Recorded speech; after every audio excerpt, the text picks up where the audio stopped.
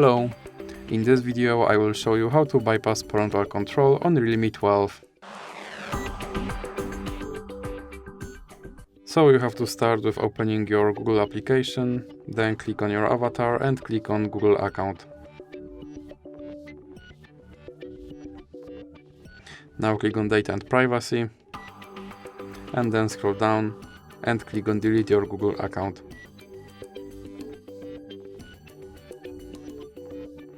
Now click on Continue, and you have to enter your lock screen password. Now scroll down and check these two checkboxes and click Delete account. And now you can recover your account, by example by opening Google Play Store and then click Sign in. And now you have to enter your email address.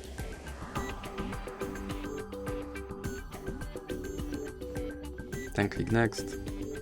And as you can see, my account is deleted, so now I have to click Next to recover my account. And now I have to enter my password.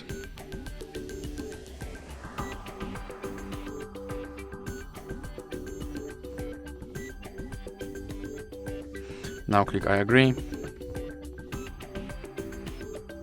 And scroll down and click Accept.